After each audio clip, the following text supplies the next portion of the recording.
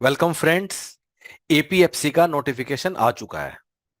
अब किसी भी एग्जाम को देने से पहले एक बेसिक रिचुअल होता है कि उस एग्जाम के पुराने पेपर को हम देख लें और पुराने पेपर से हम देखें कि उससे हम क्या सीख सकते हैं। अब एपीएफसी का इससे पहले पेपर कब हुआ था? 2016 में हुआ था, जो कि 10 जनवरी 2016 को हुआ था। अब जो ये 2016 वाला एपीएफसी का पेपर है, आज हम क्या करेंगे, इस पेपर का एक एक करके हम इसके सारे सवाल करेंगे। So we'll go through not only the answer but with detailed explanation of every question. So हमारी पूरी टीम मिलके करेगी and we'll solve the entire paper. So guys, before I go through every question one by one, उससे पहले ना इस paper के बारे में मोटा मोटा तीन चार चीजें मैं आपसे शेयर करता हूं, वो हम लोग देख लेते हैं, ठीक है? सो सबसे पहली बात तो जो 2016 का डिफिकल्टी लेवल था उसको हम लोग देख लेते हैं, समझने के लिए कि ज्यादा डिफिकल्ट था या कम था, व्हाट वाज द स्टोरी। सो 2016 का जो पेपर था उसमें 120 सवाल आए थे, but number of marks was 100। तो इस वाले पेपर में जिसके 100 में से 66.5 मार्क्स आए थे आउट ऑफ 100, उसको इंटरव्यू का कॉल आया था, ठीक है? अगर हम इसको 120 सवालों की उसमें देखें कि कितने सवाल ठीक करने पे इंटरव्यू कॉल आया, सो दिस कोरस्पॉन्ड्स टू कि जिसने 120 में से जिसने 80 सवाल ठीक किए उसको इंटरव्यू का कॉल आया 2016 के पेपर में, नेगेटिव मार्किंग के नंबर काटने के बाद। सो 120 में जिसने 80 किए उसको इंटरव्यू कॉल आया। सो गाइस, अगर हम इसको देखें, 120 में से 80 सवाल ठीक करना नेगेटिव के नंबर काटने के बाद, this is a significantly high cut off. So usually UPSC के रिक्रूटमेंट एग्जाम में कट ऑफ पिछले कुछ सालों से हाई जा रहा है, पर इतना हाई वेरी रेयरली कभी किसी एग्जाम में जाता है। सो गाइज, ऑफ कोर्स इससे क्या पता चलता है कि that the competition is getting more, लेकिन ये तो 2016 की बात है। सो अगर 2016 में इतना कंपटीशन था, कितने लोगों ने अप्लाई किया? 1.6 लाख लोगों ने अप्लाई किया था। सो 1.6 लाख लोगों ने अप्लाई किया 2016 में, जो कंपटीशन था उसमें अगर 80 कट ऑफ गया, definitely this time the level of competition is going to be even more. क्यों? क्योंकि जो रिक्रूटमेंट एग्जाम्स की अवेयरनेस है वो 7 साल पहले में और अब में काफी ज्यादा बढ़ गई है इस यूट्यूब के जमाने में। और लोगों की जो एग्जाम्स के बारे में जो अवेयरनेस है, that has gone significantly gone up. So definitely 1.6 lakh लोग तो अप्लाई नहीं करेंगे। कम से कम हमारा ऐसा लगता है कि इस वाले एग्जाम में इफ नॉट एनीथिंग, कम से कम 2.5-3 लाख लोग तो पेपर देंगे ही। अप्लाई तो शायद काफी ज्यादा करेंगे। अब जैसे पिछला ईपीएफओ का पेपर हुआ था, उसमें 9,84,000 लोगों ने फॉर्म भरा था, हालांकि पेपर देने 2.5 लाख के करीब लोग आए थे। सो आपके एग्जाम में भी 2.5 से 3 लाख, कुछ इतना कंपटीशन तो होगा ही। So definitely competition will go up. इसका मतलब ये नहीं है कि कट ऑफ भी ऊपर ही जाएगा, इसका मतलब यह है कि डिपेंडिंग अपॉन कि एग्जाम का डिफिकल्टी लेवल कितना है, the cut off will go higher or lower, वो ऊपर नीचे कुछ भी हो सकता है। और आपको भी अपने माइंड में ऐसा प्री कंसीडर्ड नोशन नहीं रखना चाहिए कि इतना कट ऑफ जाता है, नहीं। Cut off can go up and down depending upon कि डिफिकल्टी लेवल कितना है। सेकेंड थिंग गाइज, अगर हम देखें कि 2016 वाले पेपर में जो डिफरेंट टॉपिक्स थे उसका कट ऑफ कितना था, अगर हम उसको एक बार एनालाइज करें। सो गाइज, अब जो ये वाला पेपर था ना एपीएफसी का 2016 में, ये काफी स्ट्रेंज पेपर था। स्ट्रेंज का मतलब है कि बाकी रिक्रूटमेंट एग्जाम में ना एक पैटर्न है कंसिस्टेंट, जो कि इस वाले पेपर में सिर्फ नहीं था, मतलब। और मैं बात कर रहा हूं कम से कम 18 से 20 पेपर एनालाइज करने के बाद। जैसे कि जो डिफरेंट टॉपिक्स के सवाल आते हैं ना, यूजुअली ऐसे आते हैं, किसी के 5, किसी के 10, किसी के 15, लेकिन इसमें काफी रैंडम और काफी आर्बिट थे। फॉर एग्जाम्पल, इसमें अगर आप देखोगे, एप्टीट्यूड एंड रीजनिंग के 28 सवाल थे, which is very high. Generally aptitude reasoning के बाकी सारे रिक्रूटमेंट एग्जाम में 10 से 15 सवाल होते हैं, या 10 या 15, इसमें 28 सवाल थे। सिमिलरली इंग्लिश के सवाल यूजुअली हर उसमें 20 होते हैं, कंसिस्टेंट नंबर है 20 होने का, लेकिन इस वाले में इंग्लिश के 10 सवाल थे। इकोनॉमी के 16 सवाल आना काफी स्ट्रेंज बात है। इट शुड बी 5 से 10 के बीच में, in comparison to other recruitment exams of UPSC. Similarly जैसे जनरल साइंस के 7 सवाल हैं, सो यूजुअली या तो 5 होते हैं, या 10 होते हैं, या 15 होते हैं, 7 जनरली ऐसे नहीं होता जितने भी। और मैं अगेन एक दो एग्जाम की बात नहीं कर रहा हूं, मैं कम से कम 18-20 पेपर्स का एनालिसिस करने के बाद आपको ये वाली बात बोल रहा हूं। सो डेफिनेटली 2016 का एपीएफसी का पेपर काफी विचित्र था। जनरली रिक्रूटमेंट एग्जाम इस तरह के नहीं होते हैं। सो अब जो 2023 में भी होगा, हमारा मानना ये है कि पैटर्न ऐसा नहीं होगा जैसे 2016 में था, बल्कि वैसा होगा जैसे कि आजकल डिफरेंट रिक्रूटमेंट एग्जाम्स होते हैं, जिसमें एक कंसिस्टेंट एक नंबर होता है, 5, 10, 15, उसमें से हर टॉपिक से वो वाले सवाल आते हैं। ठीक है। अनदर थिंग गाइज, आप लोग नोट करनी होगी कि 2016 में दो टॉपिक थे जिससे कोई भी सवाल नहीं आया। वो थे पॉपुलेशन एंड ग्लोबलाइजेशन और ऑडिटिंग। अकाउंटिंग के सवाल थे, लेकिन वो भी 3 सवाल थे अकाउंटिंग के। डेफिनेटली हमें नहीं लगता कि अब की बार 3 आएंगे, 3 से ज्यादा ही आने चाहिए। लेबर लॉज के 2 सवाल थे, ये भी ज्यादा आने चाहिए। सो सो गाइज, इन दो टॉपिक से एक भी सवाल नहीं था, लेकिन इसका मतलब ये नहीं है कि इससे आपको इन दो टॉपिक्स की पढ़ाई नहीं करना है। आपको 100% ही अपना सिलेबस कवर करना है। फिर एक अदर्स वाली कैटेगरी भी थी, जिसमें 1, 2 सवाल कुछ रिवर्स के बारे में, ज्योग्राफी के बारे में, ऐसे ऐसे सवाल भी 1, 2 थे। सो गाइज, इसको देख के ज्योग्राफी पढ़ना नहीं शुरू कर देना है। ठीक है। Will stick to the syllabus, stick to the which syllabus, जो कि हमें यूपीएससी ने दिया है। हर बार 1, 2 सवाल आर्बिट, 1, 2 सवाल स्टैटिक जीके से भी आ जाएगा। ठीक है। सो 1, 2 सवाल 120 में से हर बार हर पेपर में आते ही हैं, जो कहीं से उठ के आ जाता है। बिकॉज 1, 2 सवाल आ गया, उसके बेसिस पे हम अपना पूरा सिलेबस नहीं बदल देते हैं। So we stick to the syllabus. तो आपको ज्योग्राफी पढ़ना नहीं शुरू कर देना है, क्योंकि आपके पिछली बार 1, 2 सवाल आए थे। सो ऐसे अब जैसे ईपीएफओ का पेपर हुआ था 2021 में, उसमें एक सवाल एंशियंट हिस्ट्री से आ गया था, मुगल पीरियड से। उसका मतलब ये नहीं है कि अब हम एंशियंट हिस्ट्री पढ़ना शुरू कर देंगे। सो 1, 2 सवालों का एब्रेशन हमेशा होता है। So we do not care about that. We stick to the syllabus, जिससे हम 98-90% जिससे अपने 98-99% सवाल आते हैं। नाउ गाइज, अब बिफोर आई स्टार्ट, एपीएफसी के एग्जाम को लेके आपके मन में कुछ और भी डाउट्स होंगे, जैसे कि इस वाले एग्जाम में कट ऑफ कितना हो सकता है, या एक्सपेक्टेड डेट क्या है, या किस टॉपिक का क्या मतलब है। सो गाइज, इन सभी चीजों के लिए हम लोगों ने छोटा छोटा करके वीडियो बनाया हुआ है। मैं आपको दिखा देता हूँ कहाँ जाके देख सकते हो। So go to website of human pets, उसके बाद आपको जाना है एपीएफसी ईओ एओ वाले पेज पर। एक बार आप उस पेज पे चले जाएंगे, और उसके आप नीचे जाएंगे ना यहाँ, और यहाँ जाके ये सारी वीडियोज आपको मिलेंगी। ठीक है। जैसे कि ये वाला वीडियो देखिए कि नए लेबर कोड पढ़ना है या पुराने लेबर एक्ट पढ़ना है। अब नोटिफिकेशन के बाद क्या करना है, what is expected exam date, weightage of topics, expected cut off. फिर हमने टॉपिक वाइज एनालिसिस भी किया है कि जनरल साइंस के अंदर क्या करना है, जनरल मेंटल एबिलिटी को कैसे हैंडल करना है, उसके बाद जनरल इंग्लिश कैसे करना है, आईआर कैसे करना है, लेबर लॉज कैसे करना है। सो पूरा एक डिटेल एनालिसिस है, छोटे छोटे करके ये वीडियोस हैं। तो आप ये वीडियो देख लीजिएगा, they will give you a very good idea कि कैसे आपको आगे बढ़ना है। अगेन, इसके लिए क्या करना है, ह्यूमन पैटर्स की वेबसाइट पे जाना है, और एपीएफसी और ईओएओ के पेज पर जाना है। So guys, with that note हम लोग शुरू करते हैं एक एक करके। जो अपने 120 सवाल हैं उनको हम शुरू करते हैं। Let's get started. Okay, what is the parameter of the figure shown below? So as we can see, this is 10, this is 12.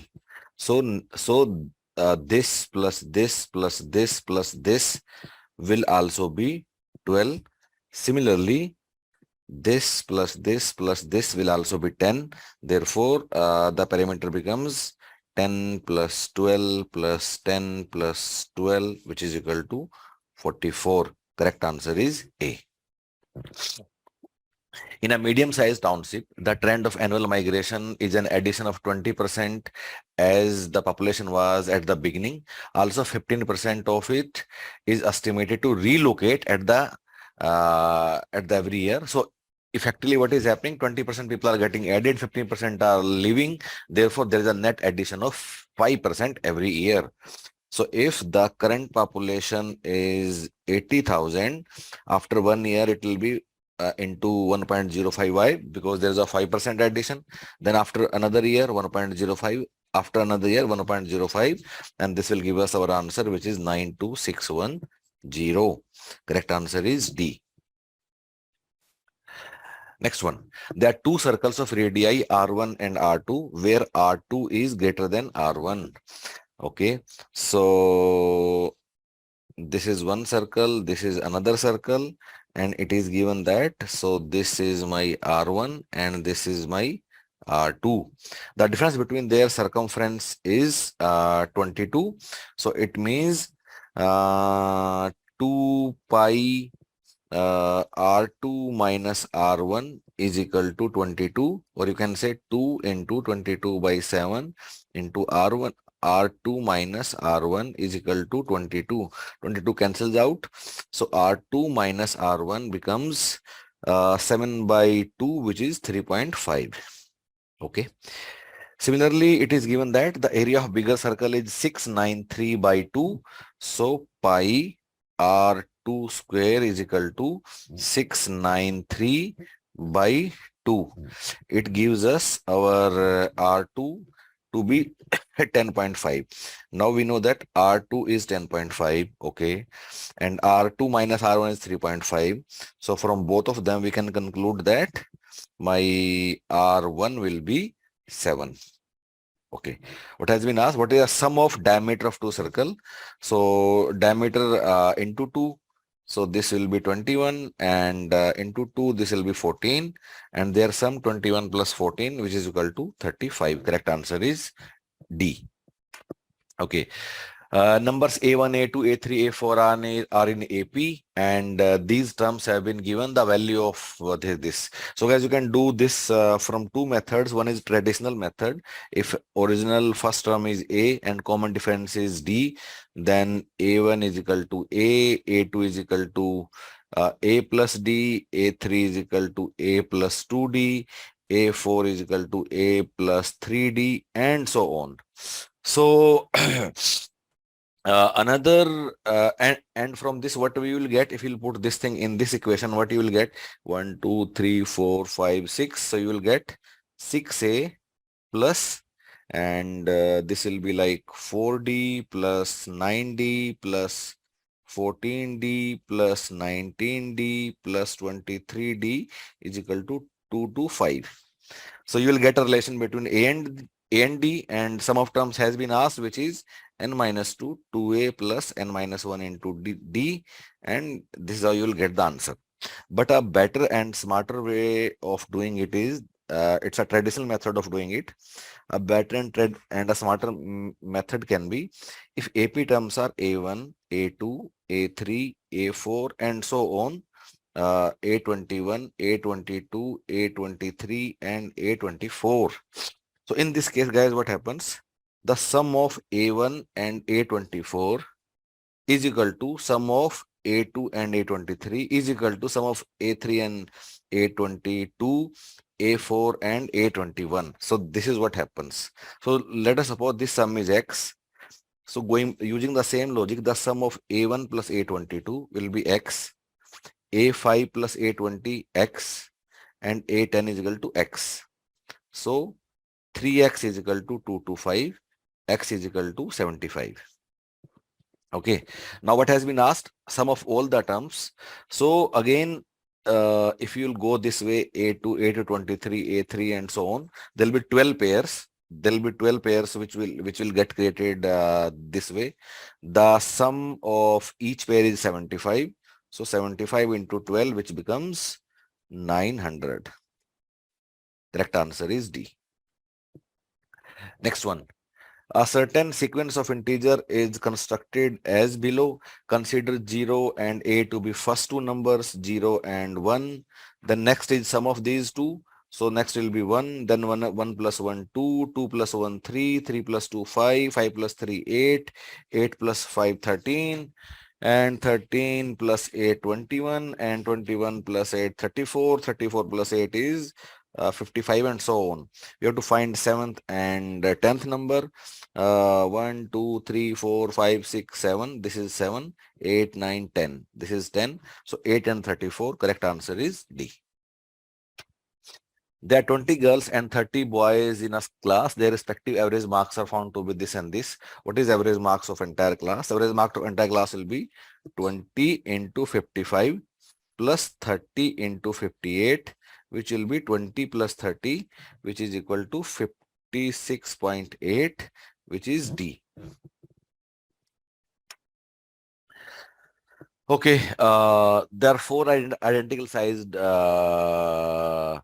and shaped balls in a box of each one color, green, red, white, blue, only one ball of each color.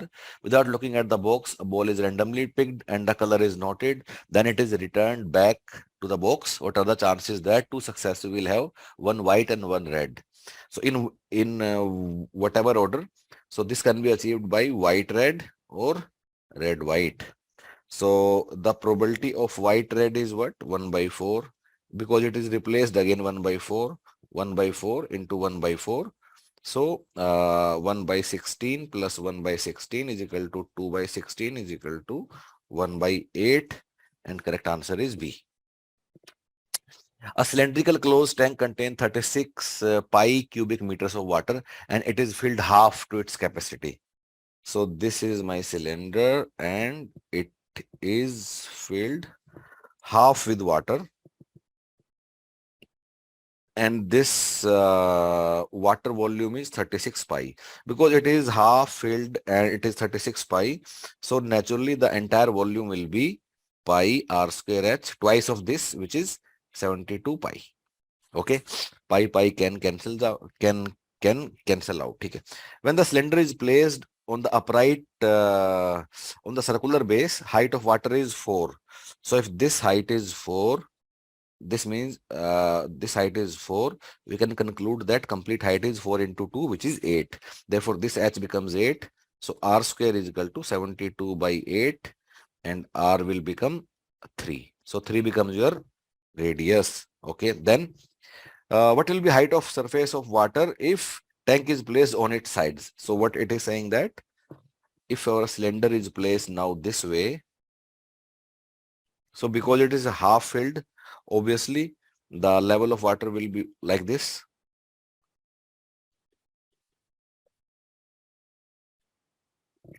So the question is, what is this height? This height will be nothing but radius only, which is 3 meter.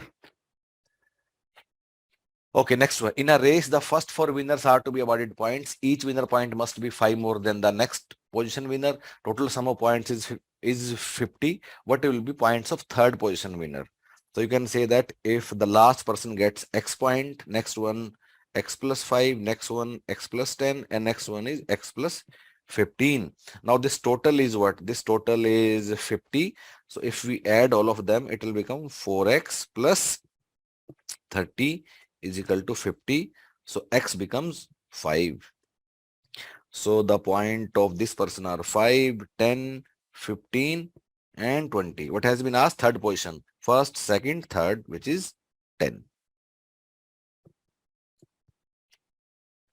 The mean and standard deviation of a set of 16 non-zero positive number is 26 and 35. So my n values are so I have been given n, I have been given mean, and I also have been given standard deviation. So when my there are 16 values, they have a mean of 26 and a standard deviation of 3.5. Similarly, there is another set of 24 values with mean of 29 and standard deviation of 3. It has been asked what is the combined mean and combined standard deviation. So guys, combined mean first. So that is very easy. So n1 into x bar 1. So 16 into 26 plus 24 into 29 divided by 16 plus 24, and this will give it to be 27.8. So combined mean is 27.8. Answer is either A or either C. Let us now find combined standard deviation. Okay. So guys, to find combined standard deviation, what we do, we write we write how many items are there in the first one. Then we write, then we multiply this by variance of first data plus D1 square of first, and I'll tell you what D1 is. Then N2 into square plus D2 square divided by N1 plus N2, and we do a under root because we have taken the variance. Okay, so guys, let me show you the values. This value is what? This value is 16 and this value is 24. This value is given in the question 3.5 and this is also given, which is 3. Okay. Now question is what is D1 and D2? So guys, D1 is what? D1 is difference of this mean from the combined mean. What is combined mean? 27.8. What is mean of this one? 26. So 27.8 minus 26. This D1 will be 1.8. Similarly, D2 will be 29 minus 27.8, which is equal to 1.2. This is how we find D1 and D2. N1 and N2 in the denominator. Anyway, we know them 16 and 24. Therefore, total will be हमारा कितना होगा?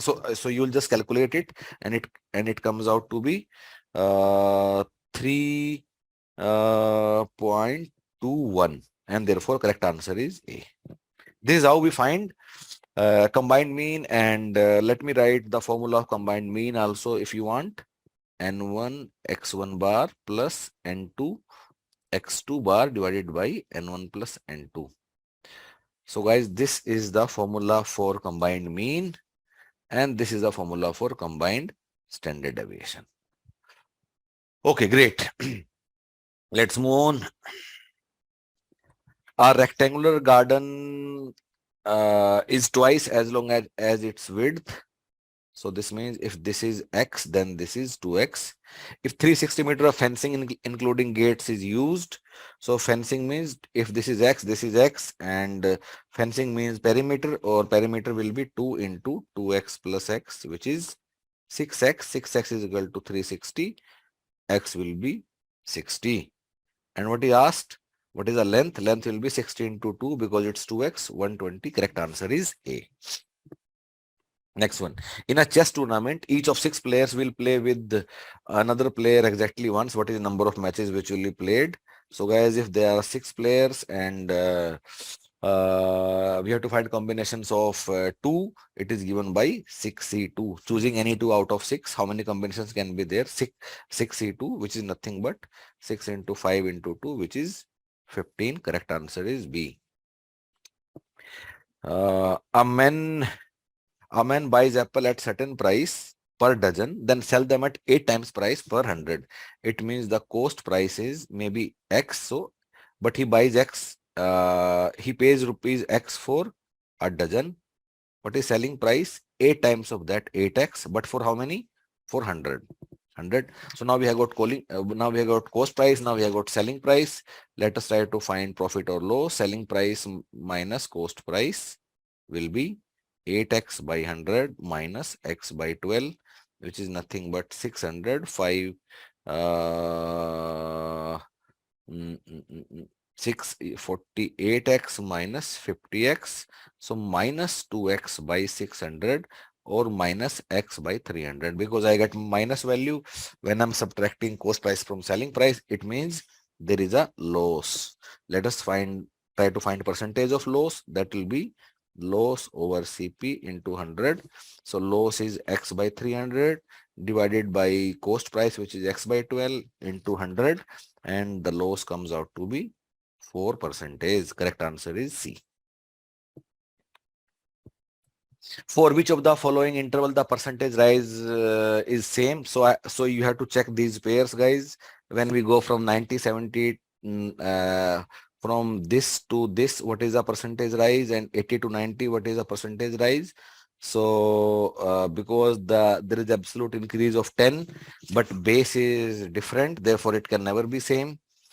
B 80, 90, and now let's look at second option. 80, 90 and 92,000. 80, 90 is 10 and 92,000 is 12. The base is different and the absolute increases are also different. So this percentage will be 10 by 50 and this percentage will be 12 by 60. So 10 by 50 is 1 by 5. 12 by 60 is equal to 1 by 5. Therefore, yes, this is the correct answer. Okay, next one.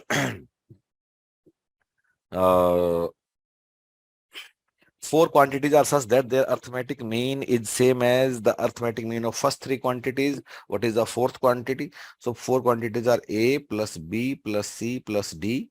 divide by 4. This arithmetic mean is equal to arithmetic mean of first three. Okay, so you can just calculate it. 3a plus 3b plus 3c plus 3d is equal to 4a plus 4b plus 4c, which gives us a plus b plus c is equal to 3d.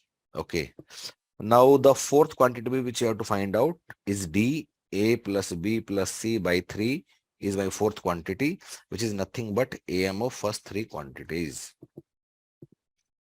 Okay, if difference between two numbers is greater than sum of the numbers, so it means x minus y is greater than x plus y, which is nothing but 0 is 2y, or you can say 2y is less than 0 or y is less than 0.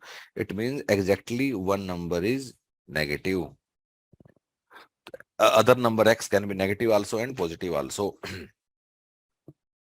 Mm, mm, mm, mm, Yes, a palindrome is a number which reads the same from left to right, uh, same from left as well as from right. For example, 23732. Okay, जैसे 23732 इसका मतलब है इसको reverse करके लिखोगे तभी भी same number आएगा. This is what is palindrome. Okay, now question is, how many palindromes are there between 10 and 1010?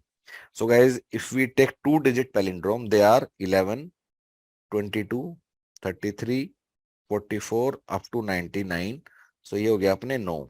ठीक है. अगर हम 3 digit की बात करते हैं, so in hundreds how many are there?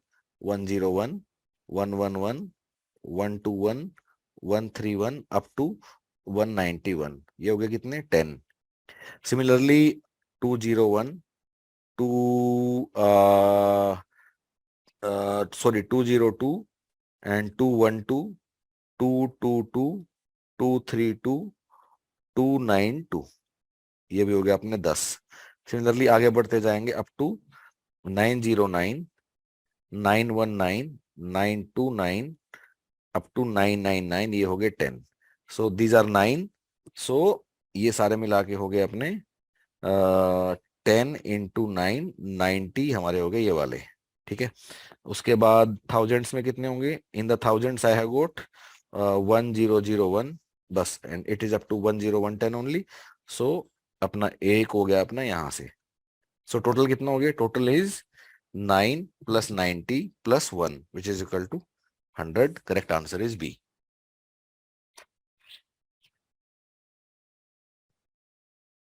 Okay, in writing,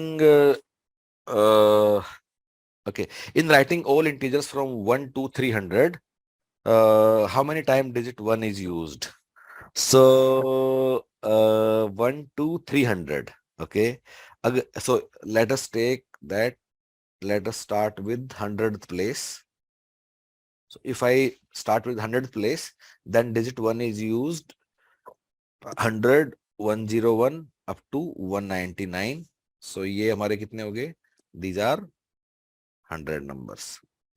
Now let us come to 10th place. 10th place where all 1 is used. So it will be 10 to 19, then 110 to 119, then 210 to 219. So this will be how much? This will be 10 into 3 is equal to 30 हो गया अपने ये वाले. Now let us see at the unit place. Unit place पे कितने हो गए guys? Unit place पे I start with 1, then 11, then 21 up to 91, then 101 and so on up to 191, then 211, 221 up to 291. So ये हो गया अपने कितने? This will be 10 into 3, this will be 30. So 30 plus 30 plus 100, which is 160. Correct answer is A. Consider the sequential integer from 27 to 93, both included. The arithmetic average of them is, so guys, if you have a AP series which is nothing but 27, 28 up to 93. So arithmetic mean always will be the middle term. So 27 plus 93 divide by 2, which is 120 divide by 2, which is 60. Correct answer is D. Walking at 3/4 of the speed, a man reaches office 20 minutes late. What is the usual time taken? So if speed becomes from S to 3/4s, so this means time will become from T to 4/3 T. Why? Because they are inversely proportional. So पहले time T लगता था, अब 4/3 T लगता है, तो extra time कितना हुआ? 4/3 minus T, which is given to be 20 minutes. So T by 3 is equal to 20 minutes. So T comes out to be 20 into 360. Correct answer is C. A and B run a race of 1 kilometer. A gives B a start of 50 meters, still beats him by 15 seconds. If speed of A is 8 kilometre per hour, what is speed of B? सबसे पहले तो हम लोग क्या कर सकते हैं कि जो A का स्पीड है वो किलोमीटर पर आवर में है, बाकी एवरीथिंग इज मीटर पर सेकंड. सो जो A का स्पीड है 8 किलोमीटर पर आवर, इसको मैं मीटर पर सेकंड में कन्वर्ट कर लेता हूँ, विच विल बी 20/9 मीटर पर second. Okay, next thing. So A or B run 1 kilometer, I mean 1000 meters. A gives B a start of 50 meter, okay, and still beats him by 15 second. इसका मतलब है कि जितनी देर में A 1000 मीटर ट्रेवल करता है, उतनी ही देर में B कितना ट्रेवल करता है, उतनी देर में जो B है, ओके. सो गाइस, जितनी देर में A ने velocity of a 1000 metre travel किया, उतनी देर में बी ने कितना किया? बी ने 50 मीटर कम किया. पहली बात तो स्टिल बी ने 15 सेकंड एक्स्ट्रा लिए. So this is the time of A. Okay, so from this what do we get? और हमें स्पीड ऑफ ए दिया हुआ है which is equal to 20/9. So A की स्पीड में I'll put 20/9. So 1020 by 9 is equal to 950 VB minus 15. So you can solve it and VB comes out to be 7.35 meter per second, which is closest to answer 4. Okay, next one. In a race of 1 kilometer, A can beat B by 40 meter, B can beat C by 50 meter. How, with what distance A can beat C in half kilometer race? Okay. So guys, हमें क्या दिया हुआ है कि 1 kilometre की race में, 1000 metre की race में जितना टाइम A लेता है, velocity of A is VA, ठीक है, उतने टाइम में जो B है, because A can beat B by 40 metre, इसका मतलब B 960 मीटर जाएगा उतनी देर में. Similarly B can beat C by 50, इसका मतलब जितनी देर में VB 1000 जाएगा, उतनी देर में जो C है वो 950 ही जा पाएगा, तभी उसको 50 मीटर वो से उसको बीट करेगा. ठीक है, from both these equations what we can get, so we can just we have to find the relation between A and C. ठीक है, so I can take out VB from first one and then I replace that. So पहले वाले से हम VB निकाल लेते हैं. So from the first equation my VB comes out to be 960 divide by 1000 into VA. और ये वाला VB का वैल्यू हम उठा के यहाँ हम लोग रख देते हैं. So this comes out to be 1000 divided by 960 divided by VB की जगह हम लोग yes 960 into VA into 1000. ठीक है, and this is equal to 950 by VC. Okay, हमें क्या करना है कि A और B जितनी देर में 0.5 किलोमीटर जाएंगे. So let me do something that just for the purpose of simplification, that I write 1000 by VA is equal to 960 yes is equal to no, 1000 by CA. Yes. Mm, mm, mm, mm. So 1000 by VA, because A is to beat C, is equal to 950 by VC into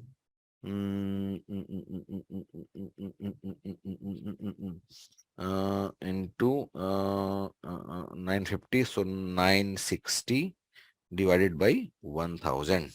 अब क्योंकि half kilometre का time निकालना है, सो इसको मैं अगर 2 से divide कर देता हूं इसको, so I divide everything by 2. So 500 बटे V A is a time taken by we.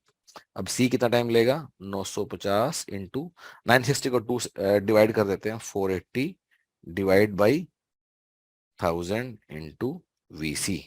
So this gives us, अगर इसको सोल्व करेंगे, this comes out to be 456 by VC. So जो 500 मीटर कवर करने में ए को जितना टाइम लगेगा, उतनी देर में VC कितना जाएगा, 456 मीटर. सो 500 माइनस 456, 44 मीटर से उसको वो बीट कर देगा. Okay, great. In an office, 40% of employees are men and rest are women. Half of the employees are tall and half are short. Okay, so it's a question of contingency table. So हम लोग क्या कर सकते हैं इसके लिए, we can put our data like this. Okay, and then if this is my who are tall, who are short, and this is men and this is women. Okay, and what is given to us? It is given that, okay, 40% are man. अगर 40% man है तो remaining 60% will be women. ठीक है, half are tall half are short, so 50% are tall 50% are short. 10% of employ are man and short. अगर man और short 10% है तो ये कितना बच गया, 40 माइनस 30, ये कितना बच गया 20, और ये कितना बच गया 40. Then it is given that 40 employees are women and tall, और हमारी टेबल में क्या है, वुमेन और टोल कितने हैं, 20%. So 20% corresponds to 40%. So 20% corresponds to a number of 40. हमें निकालना क्या है, टोल मैन कितने हैं. So what have to find, tall man, tall और मैन है 30. सो अगर 20% 40 है, सो 40 बाई 20 इज 1%, और 30% हमें जो निकालना है 40 by 20 into 30 which is equal to 60. Correct answer is A. Okay, next one. Which of the following is not a absolute measure of dispersion? So this is absolute, this is absolute, this is absolute. These two are based on percentile. Range anyway we know is absolute. Coefficient of variation is only one, which is not absolute but relative measure of dispersion. Okay. A provisional shop owner is found to mix 25 kg of rice of 32 rupees per kg with 20 kg of rice worth 35 rupees per kg, and mixed is sold at a profit of 15%. So guys कैसे करेंगे, so इसका price 32 है, इसका price 35 है, इन दोनों को हम mix कर देंगे. I am using the method of alligation. इसका 25 kg लिया है हमने, और इसका कितना लिया है, इसका लिया है 20 kg. So using the method of alligation, which goes like this, so I write my equation 35 minus x divided by x minus 32 is equal to 25 by 20. Inversely proportional होता है. So from this my x comes out to be 100 by 3. So this is the cost price, combined cost price.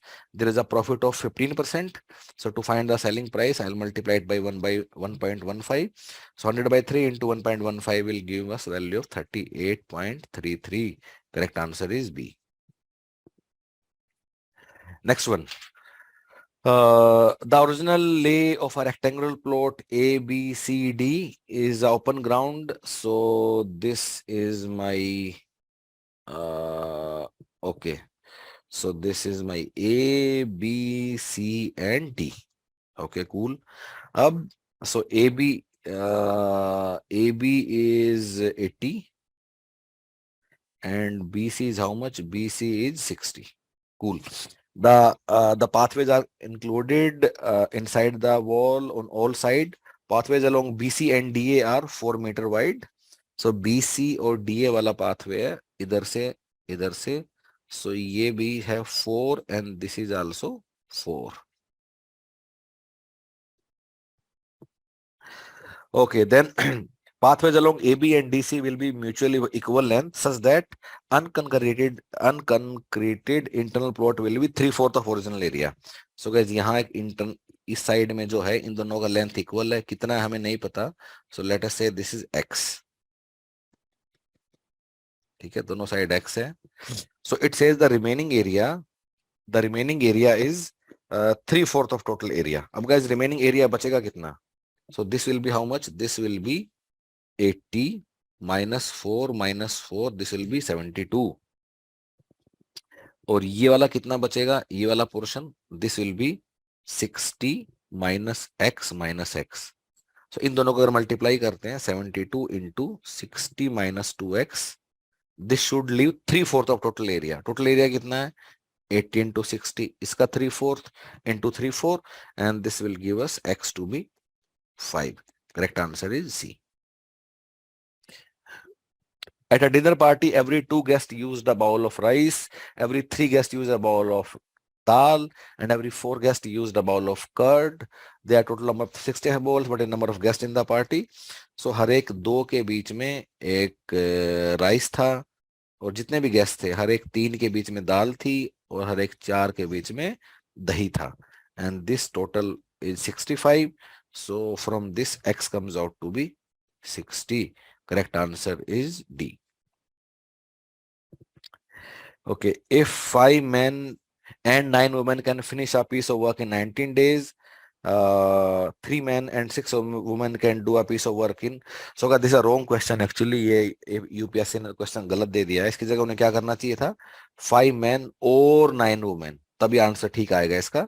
So इसका मतलब 5 men की efficiency is equal to 9 women. And from this what we can say that हर एक men की efficiency is equal to 9/5 women. And okay, then it is given that अगर यहाँ और लिखा हुआ है इसका मतलब 9 women can finish in 19 days. ठीक है, अब पूछा क्या है?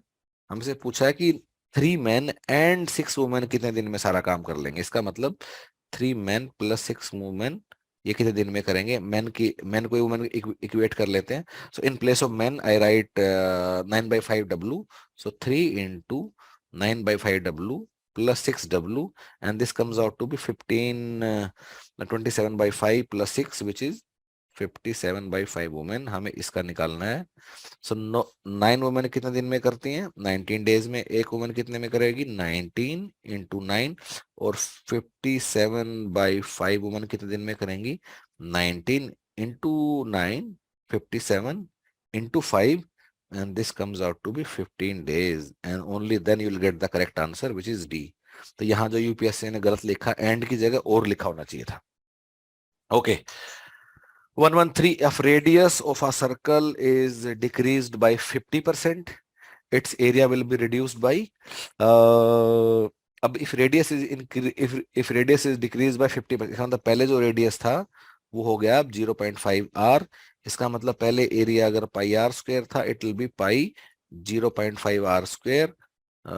It will be which will be nothing but pi into 0.25 r square. So इसका मतलब पहले एरिया अगर ये a था, सो अब हो गया 0.25 a, which is a decrease of 75%. So guys, अभी if you want to understand कि कैसे हम इन सवालों को कर रहे हैं, इसके पीछे फंडामेंटल क्या है, and which kind of methods we are using. जैसे कि एक सवाल में मैंने लिखा कि अगर प्रॉफिट 15% हो तो I can state multiply by 1.15. So ये सब कुछ बेसिक्स हैं जो आपको समझने होंगे. And you can also attend numerical aptitude classes with us if you want, otherwise whichever sources which you have with you. Okay, आगे बढ़ते हैं. In an examination paper maximum marks are 50. एक go 10% less than B, B got 25%, more than C, C got 20%, less than D. So हम D के marks assume कर लेते हैं. अगर D के मार्क्स X हैं तो C के कितने होंगे? 20% लेस है तो 0.8x. B के कितने होंगे? 25% मोर देन C मतलब 1.25 into 0.8x which is x. और A के कितने होंगे? 10% लेस देन B, इसका मतलब 0.9x. चारों के मार्क्स हम लोगों को लिख लिए. इफ ए गोट 360 मार्क्स, इसका मतलब 0.9x is equal to 360. So x comes out to be 400. So a then what marks did D get? D कितने मार्क्स आए? 400 आए. हमें पूछा है परसेंटेज में, और टोटल मार्क्स कितने हैं? 500. तो 400 divide by 500 into 100 which is 80%. Correct answer is D. Okay, next one. How does an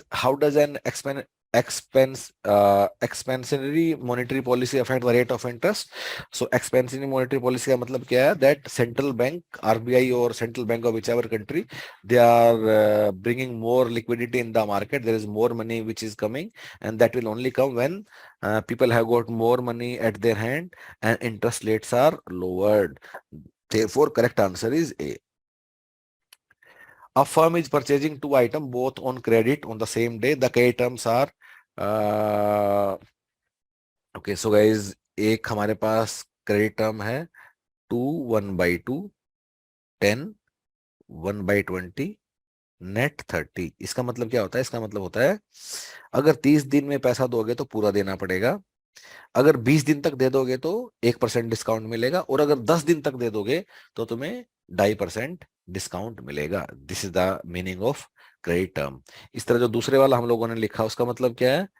3/5 2/15 net 30. मतलब 30 दिन में दोगे तो पूरा पैसा देना पड़ेगा. अगर 15 दिन में पैसा दे देते हो 2% डिस्काउंट, और अगर 5 दिन में पैसा दे देते हो 3% डिस्काउंट. अब हमें क्या दिया है? So there are two items. एक का प्राइस है 60,000 और दूसरे का प्राइस है 1,40,000. ठीक है, दोनों को हमें सेटल किया 14th डे में. सो अगर 14 डे में सेटल किया, इसका मतलब यहां हमें क्या बोला? अगर 10 से 20 अगर अगर अगर 20 दिन तक पैसा हम लोग देंगे, ठीक है, 10 से 20 के देंगे तो 1% डिस्काउंट मिलेगा. इसका मतलब इस पे हमें 1% डिस्काउंट मिलेगा which is equal to 600 rupees. दूसरे वाला देखते हैं. 14 डे का मतलब है 3/5 2/15. अगर 5 से 15 दिन के बीच में देंगे तो 2% डिस्काउंट मिलेगा. सो इसका 2% कितना होगा? 2800. ये हमें डिस्काउंट, टोटल डिस्काउंट कितना हो गया दोनों आइटम्स पे? 3400. And total money which is to be paid is 2 lakh. So 2 lakh पे अगर 14 डे में सेटल करेंगे 3400 हमें डिस्काउंट मिलेगा. So 2 lakh minus 3400 which is equal to answer C 1,96,000 rupees. Okay, the question is, what is the chronological sequence of the following events? First Battle of Panipat, Vietnam War, French Revolution, First Gulf War, and World War I.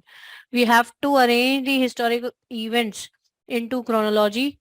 So, First Battle of Panipat, year is 1526, right? Vietnam War, 1954. French Revolution, the year is 1789. First Gulf War, 1990. 91 was the period, and World War I, 1914, 1918 is the period. So accordingly, if we look at the options, the correct option is D. Okay, next question is, branch of scholarship that flourished in Europe, particularly from the 15th to 18th centuries, and was devoted to appreciation, chronicling, and classification of historic and non-organic relics, monuments, and old text, refers to. Basically, the confusion may be in between two of the choices, archaeology and antiquarianism.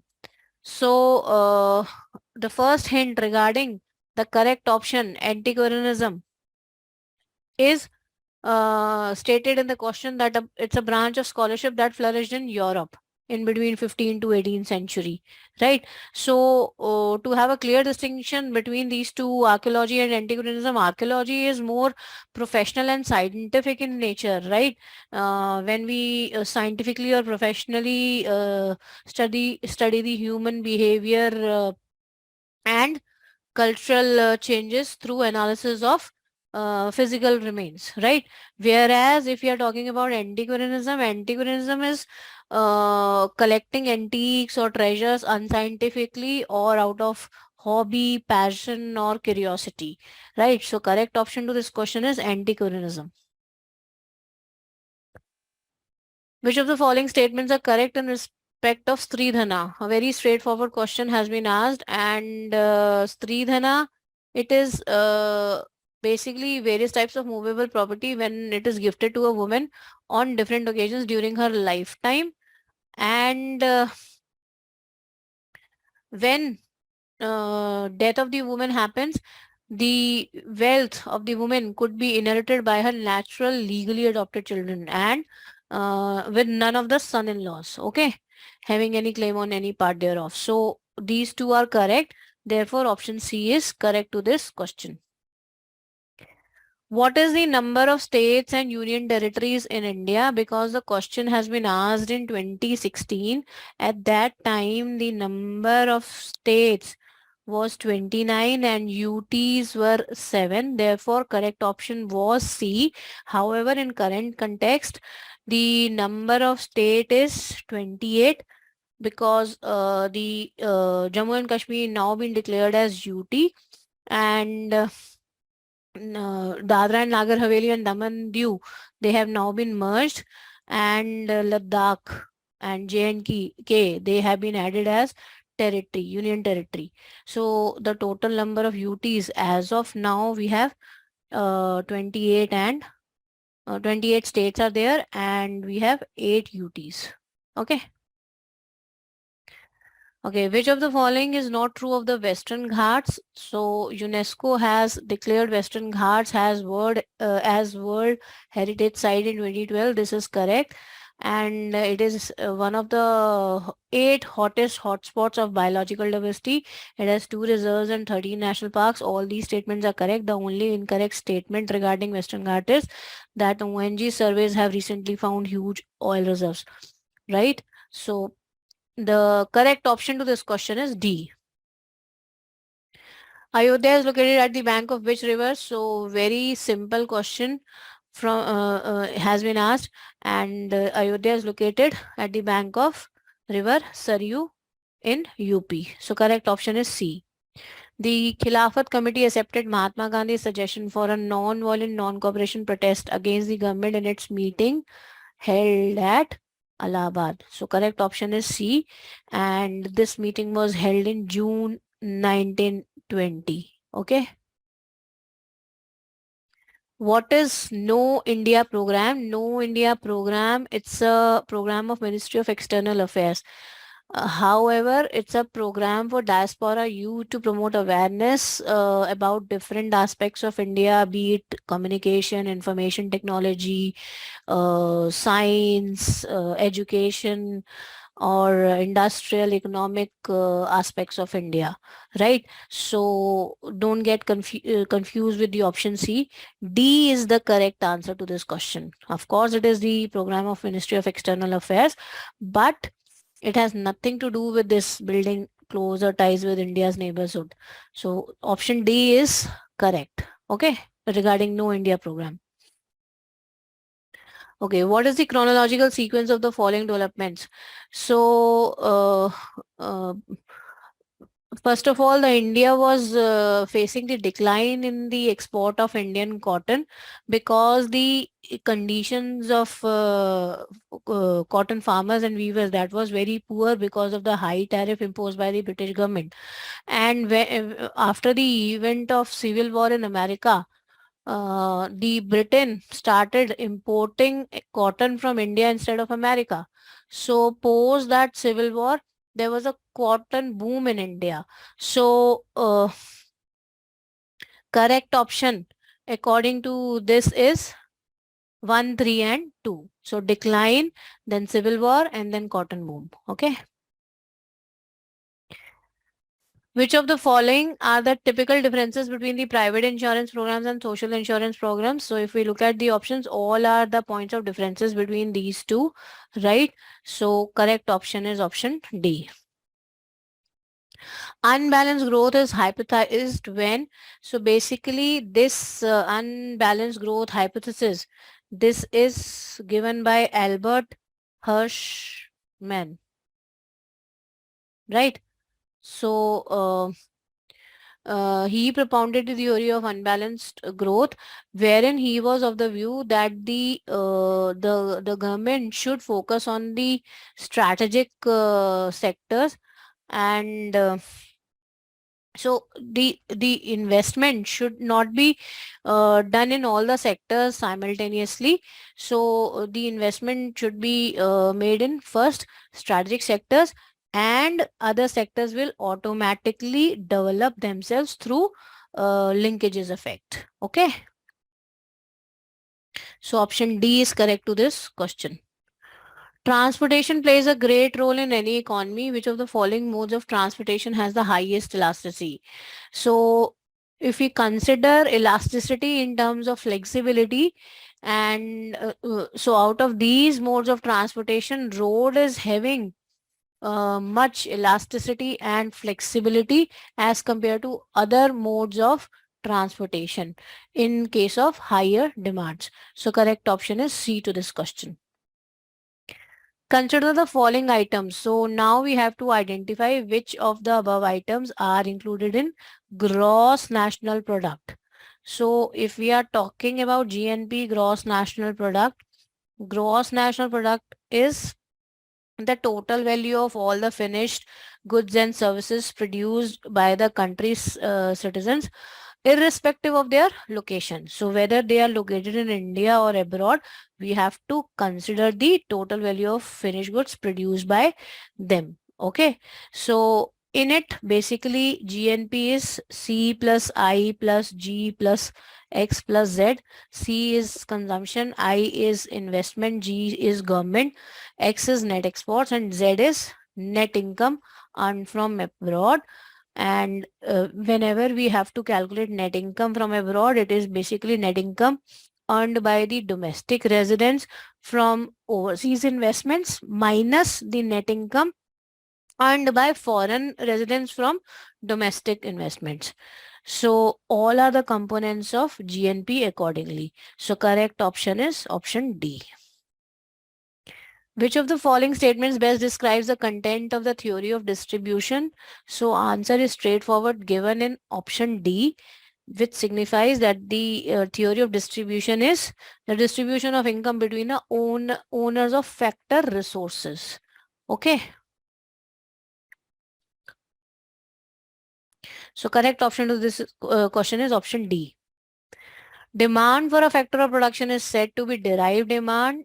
So derived demand, if we are talking about, so it's an indirect demand, basically which refers to the demand for the final product. So if you look at these options, 3 is the only correct statement regarding derived demand. Okay, so B is correct. Whenever countries set up a free trade area, they abolish all restrictions on trade among themselves. Yes, it is true. Okay, in a free trade area, there is a abolishment of all these restrictions. Okay. However, they establish a common external tariff on imports from outside countries. So, option A is correct to this question. Which of the following are the functions of Foreign Investment Promotion Board? So this board deals with the foreign investments in India, right? So FDIs. So all these are the functions of FIP in India. Okay. So accordingly, option C is correct. The term dear money refers to, so dear in economics means which is hard to obtain. So when this term is associated with money, it means the money which is hard to obtain. So basically the central bank keeps the rates of interest at higher level so as to make the money dearer to the general public, right? So it means rate of interest are kept at higher rates so that the credit is not easily available to the general public. So option C is correct to this question. Consider an industry with the following features. Budgeted monthly fixed cost is given, normal monthly output is given, standard variable overhead rate is given. We have to compute total factory overhead rate. So in order to compute total factory overhead rate, basically what we have to take budgeted monthly variable cost plus budgeted monthly fixed cost divided by our normal monthly output. Okay. So everything is given direct. However, budgeted monthly variable cost, how would we calculate this thing? Basically by multiplying the normal monthly output with the standard variable overhead rate of rupees 25, and budgeted monthly fixed cost is given straightforward 2,20,000, and normal monthly output is again given straightforward. If we calculate, we will get the rate of rupees 43.33 per labor hour. So option D is accordingly correct for this question. Data regarding inventory of particular item of usage in the production activities of an organization are given. We have to apply FIFO method in order to calculate the value of residual inventory of the item at the year end, right? So this is quite simple. Here the opening stock is given as 1500, right? And that too at the rate of rupees 85. Okay. And during the ensuing year X, an additional 300 units are purchased at the rate of rupees 95. So how many in total? 1800, but two different rates are there. For 1500 rupees 85, for 300 units rupees 95. And out of these 1800 units, 600 units were consumed later. Now how many are left in stock? 1200 units, right? So out of these 1200, because we have to apply first in first out, we will consume the inventory from this 1500 units first, right? Okay, the consumption of 600 units will be done from 1500 units, right? So out of this 1500, how much is left if we deduct my 600 from this? That is my 900, right? So this final stock of 1200 units now consists of 900 units at the rate of rupees 85, and the other 300 units at the rate of rupees 95. So if we multiply these two, we will get 76,500 and 28,500, and this gives me a total of 1,05,000. Okay, so option C is correct to this question. The famous Giri approach in industrial relations in India espouses the cause of, basically Giri approach VV Giri approach is basically talking about the mutual settlement of the industrial relations rather than involvement of third party in the settlement of disputes, right? So whenever we are going for adjudication, conciliation or arbitration, a third party is involved in all these three.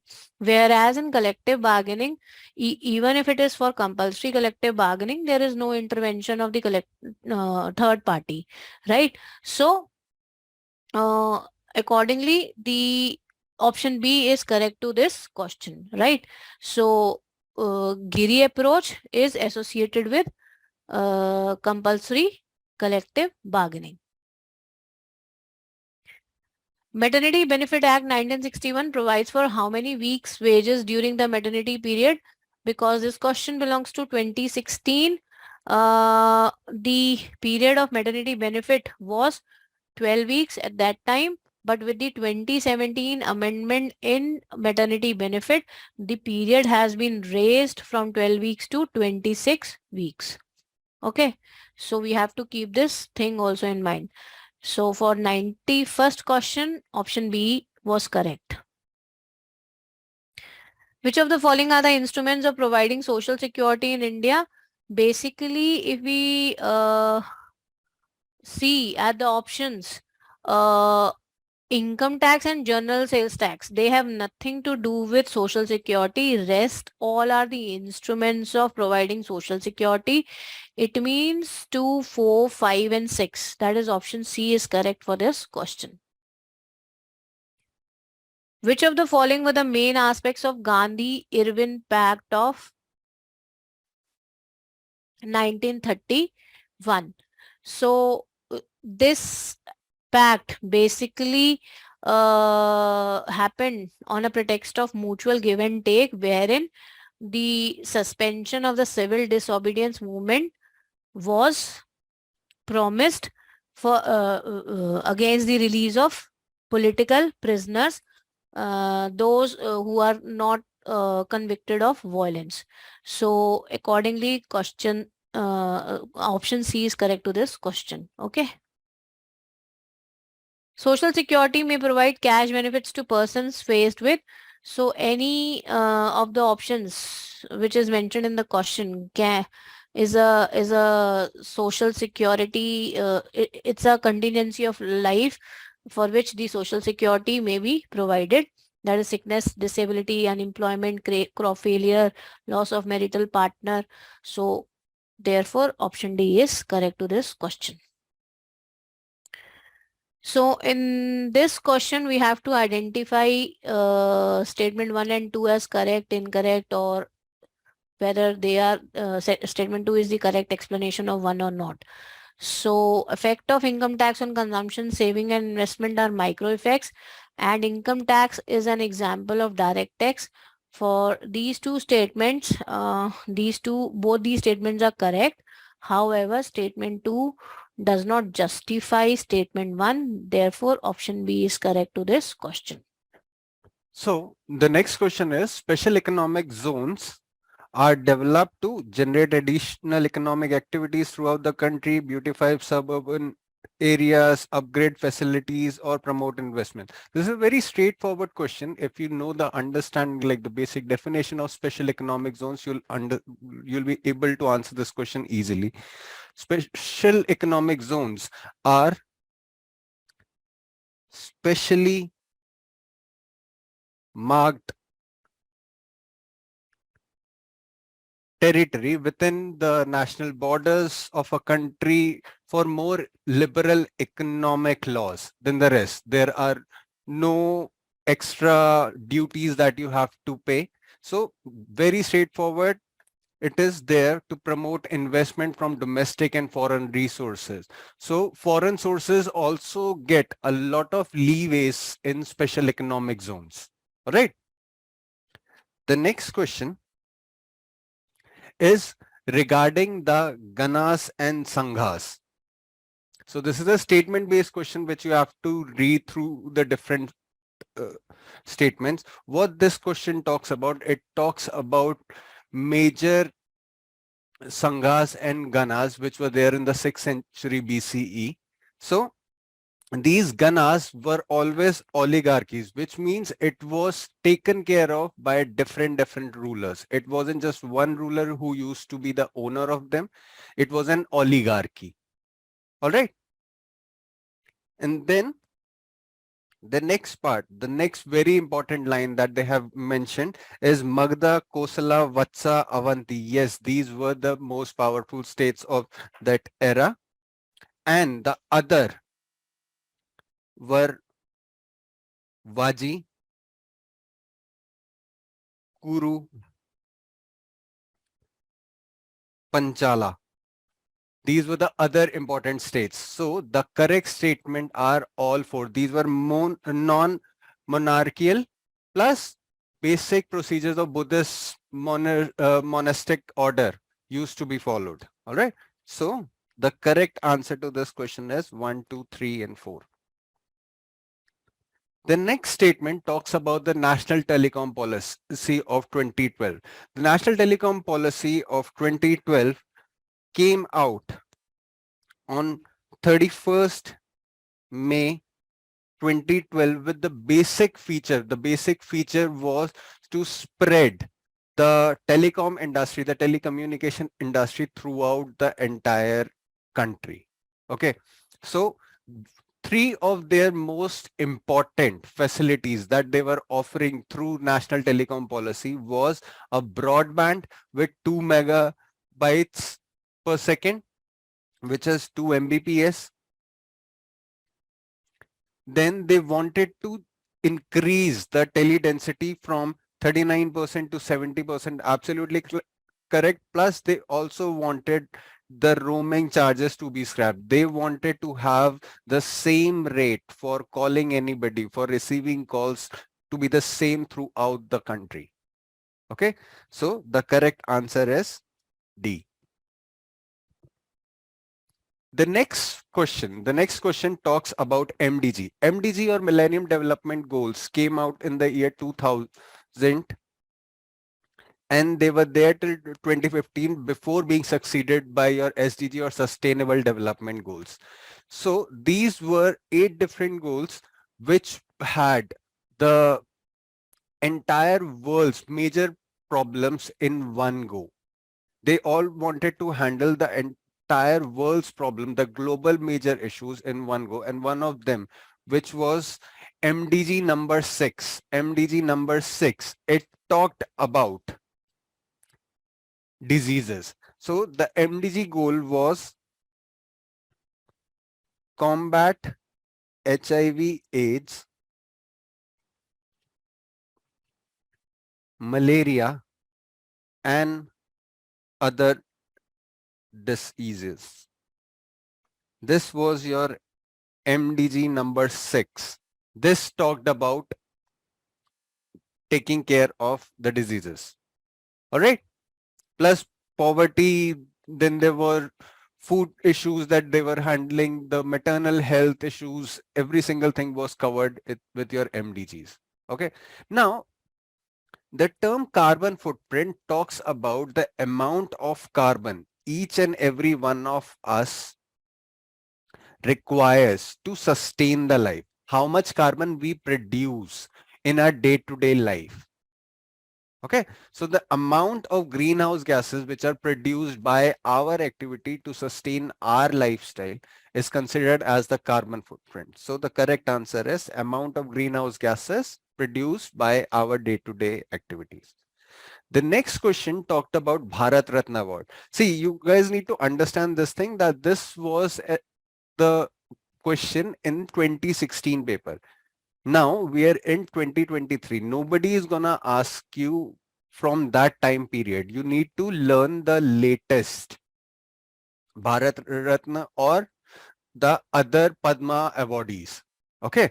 So if you just look at the options which they had mentioned in the question, Dr. Kalam won Bharat Ratna in 1997. Amrita Sen won in 1999. Mr. Atal Bihari Vajpayee won in the year 2015 and Sachin Tendulkar won in the year 2014. You'll be amazed to know that in the past 3 years there has been past 3 years. By that I mean 2020, 2021 and 2022. There has been no Bharat Ratna awardees. But just prior to that, in the year 2019, Mr. Pranab Mukherjee, Nanaji Deshmukh, and Bhupen Hazarika won this award. All right. The next question talks about Green Revolution. So the Green Revolution was a revolution which was brought in India to increase the agricultural prowess. They wanted to implement new, better ways so that the India being an agriculturally superior country or dependent country is a better word. Agriculturally dependent country, we provide agriculture the utmost respect, plus we want the agriculture to flourish. So in the green revolution in India was feasible in the zones with assured irrigation. See, if there is a high rainfall, there is a high chances of your soil being eroded. Moderate rainfall, your crops will suffer. Higher population density, you will not get enough area to grow crops. All right. So the correct answer is assured irrigation. The next question talks about apartheid. Apartheid is a global phenomena, and apartheid has been infamously been a part of the world history when it comes to South Africa. The colonizers, which were majorly British, in South Africa created a division system based upon the skin color. This phenomena or this situation was known as apartheid. It was a policy of racial segregation in which the Britishers actually divided the entire population into three types. One was black, which was almost the 3/4 population of South Africa. South Africa is a predominantly black country. Okay, so 3/4 of the population was black. And then there was a mixed, or what they used to call as colored, which was a mixed population. And then there was white. So in this question, the correct answer is D, policy of racial segregation. The next question talks about SPM, or suspended particulate matter. Suspended particulate matter can be any solid or liquid which is suspended in the air.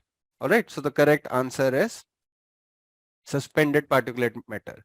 The next question talks about which were the first industries established during British rule in India. So India had a very flourishing business of clothing before even the British rule came in India. But when Britishers came in India and they started destroying the local businesses, they were the first ones to create a cotton textile industry which they wanted to export. The cottons which cloths which they wanted to export. So they created a textile industries in the year 1854 and the jute mill in 1855. So the correct answer is A. The next question talks about IMF. IMF is International Monetary Fund. It's International Monetary Fund. It's an international organization that promotes global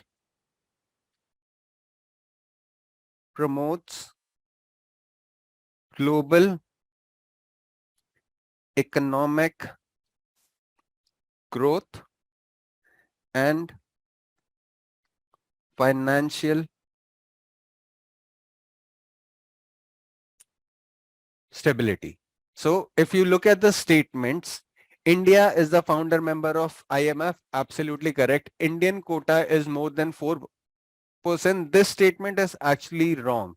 India's shareholding in IMF is 2.44%. So this statement is wrong. The finance minister is represented as ex officio on IMF. Absolutely correct. And IMF conducts regular reviews in Indian economic status and under Article 4. This is also correct. So the correct answer is 1, 3 and 4, which is B. The next question talks about Dr. S. Radhakrishnan, who became Vice President of India. So they are asking what was the position he was holding before he became the member. before he became this. So he was the Indian ambassador to the Soviet Union before he became the Vice President of India. The next question talks about acid rain. Acid rain is the precipitation of sulfuric acid and nitric acid because of sulfur dioxide and nitric oxide in the air. So this is basically a sulfur dioxide pollution. The next talks about a biotechnology technique of DNA fingerprinting, which is used to compare the DNA sequences of unknown people. So this provides you with the genome study of the samples which you have been provided. So this plays a very important role in the cases of disputed parentage, in which the baby's DNA is taken and the alleged parents are their DNA is taken, and when you run the sequence together, you get to compare as to whose DNA matches with the baby more. Okay. The next question talks about spam. Spam is a very easy concept. It's there, every single one of us get a lot of messages. XYZ is sending you this much money, that much money. So spams are usually messages which are sent out, distributed indiscriminately without any filter, and they can be of any kind. Plus, they can also be a harbinger of malwares. The next talks about Prasar Bharati and All India Radio. Okay, so if you look at the statement, it is governed by Prasar Bharati board. This is absolutely correct. It was so named in 1936. This is also correct. FM Rainbow and FM Gold are its subsidiary channels. Yes. When you have this particular statement, does not provide DTH services. This is wrong. Doordarshan does provide you with AIR DTH services. So this statement is wrong. So the correct answer should be 1, 2, and 4, which is C. The next question talks about basic physics. In raising an object to a given height by means of an inclined plane as compared to raising the object vertically, there is a reduction in what? Force to be applied, work required, distance covered, friction force. The correct answer is force, because the force becomes equivalent to the potential energy. The next question talks about sinusoidal transverse waves. So if a sinusoidal or SHM wave is moving in a string at any given point, the angular frequency will become same as that of the wave. This is very basic statement. So next question talks about your devices, which you can just connect to your devices, and they'll be easy to use. For example, your earphones, your speakers. These devices are known as plug and play. All you have to do is plug in and they'll start working for you. The next talks about an application which performs numerical and statistical calculations. Each and every one of us would have used Microsoft Excel. It provides us with statistics as well as basic numerical arithmetic calculations, plus it helps us in making charts. So the correct answer is spreadsheets. Microsoft Excel is an example of spreadsheet. The next talks about global positioning systems. It talks about global positioning systems, or GPS. Now, GPS is a satellite dependent mechanism which helps us in tracking as well as in weather forecasting and several other things. So one major application of GPS can be accurately time stamping your ATM transactions. Plus, it does uses a set of satellites. So both these statements are correct. The answer is C. Next question talks about your cellular technology. The cellular technology, has evolved in stages. Okay. So each generation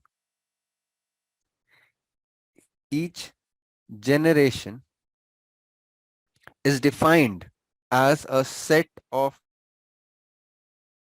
telephone network standards, which talks about the implementation of specific mobile systems, And 2G implemented the concept of CDMA and GSM. All right. This provided us with the basic functionalities of sending SMSs and MMSs. Right. So the only correct statement which is given in this question is statement 2, making the answer as D. The next question talks about LAN, WAN and MAN. This is very basic network profiles, computer networks, and it describes the computer network based upon the geographical area. All right. So LAN is your local area networks. MAN are your metropolitan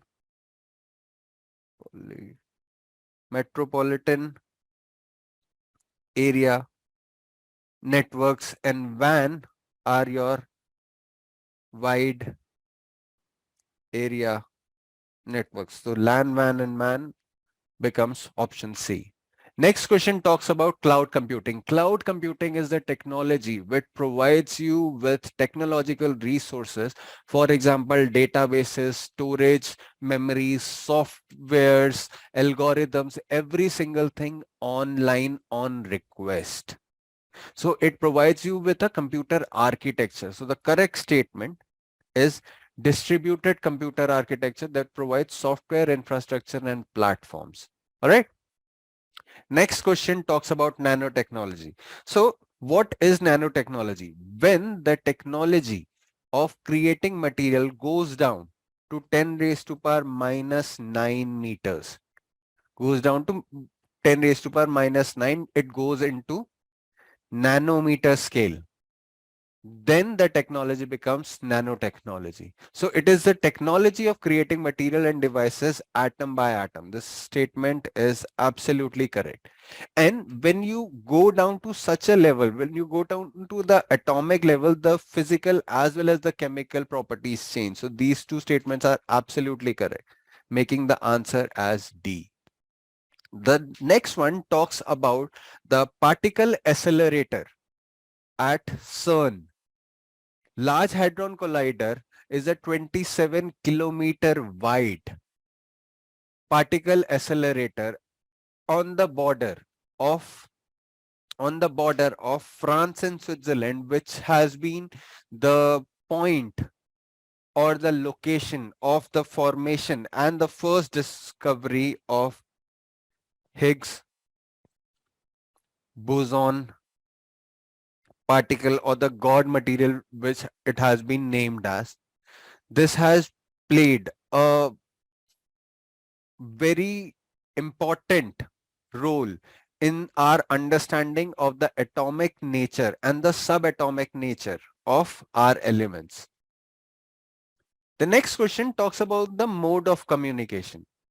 Guys, when you're talking about the mode of communication, there are three major types of communications.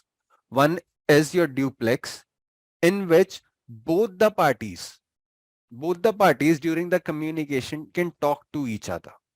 Then you have half duplex, in which when one party is communicating, the other one is listening and then they're replying back. And then you have your simplex, in which only one-way mode of communication happens. So in the question, they have talked about can take place in both direction but happens only in one direction at a time. This becomes your half duplex. The next question talks about a collection of computer programs which are used for running a computer and for processing information. The correct answer is operating system, which is important for supervising anything and everything which your system does. The next one talks about SMPS. It is talking about its full form. The correct full form is switch mode power supply. Next one is your USB or your universal serial bus, which helps in connection of plug and play devices to your systems.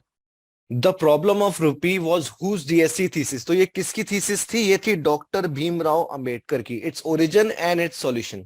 ठीक है, अगला question. What is the correct sequence of tributaries of the river Ganga from west to east? ठीक है, तो सबसे पहले जो Ganga river है उसमें दो अलग अलग प्रकार की नदियां जो हैं आके मिलती हैं. One are the Himalayan rivers and other are the peninsular rivers. Right, तो हिमालयन रिवर्स में यमुना के अलावा बाकी सारी ही लेफ्ट बैंक पे जाके मुड़ती हैं, इसीलिए आप वेस्ट टू ईस्ट जाएंगे तो सबसे पहली जो रिवर गंगा में जुड़ती है वो है यमुना, जो कि इसकी लॉन्गेस्ट ट्रिब्यूटरी भी है, और इसीलिए ऑप्शन ए और सी पे हमारी नजर रुक जाती है. ये यूपी में मिलती है. इसके बाद गंगा जैसे ही आगे बिहार में जाती है तो घाघरा, गंडक और कोसी, जो कि अगेन हिमालयन रिवर्स हैं, ये बिहार में आके मिलती है in the order that is given in the option A and C. इसके अलावा जो सोन है वो पेनिनसुलर रिवर है, वो मध्य प्रदेश से होते हुए आती है और वो नियर पटना जाके मिलती है. और अगर आपने थोड़ा और पढ़ा है तो आपको पता चल जाएगा इसका आंसर ए है, यमुना, घाघरा, सोन, गंडक एंड कोसी, क्योंकि वेस्ट टू ईस्ट पूछा गया है. ठीक है, हम आगे बढ़ते हैं. Next question. Under the Constitution of India, which of the following statements are correct? The Constitution is supreme. Yes, it is the supreme law of land. इसीलिए ये statement एकदम correct है. There is a clear division of powers between the union and state government, जो कि हमें सीधा सीधा 7 schedule में दिख भी जाता है. अगली बात, amendment to the constitution have to follow the prescribed procedure. ये भी एकदम सही जवाब है. The union parliament and the state legislature are sovereign. No, they are not sovereign. They are not sovereign. The preamble to the constitution cannot be invoked to determine the ambit of fundamental rights. हम जानते हैं कि ये सही नहीं है क्योंकि preamble को हम यूज कर सकते हैं. Even it is a part of constitution according to the interpretation of Supreme Court. तो इसका करेक्ट आंसर क्या हो गया? इसका करेक्ट आंसर हो गया 1, 2 एंड 3, यानी आपका ऑप्शन डी. ठीक है, हम आगे बढ़ते हैं.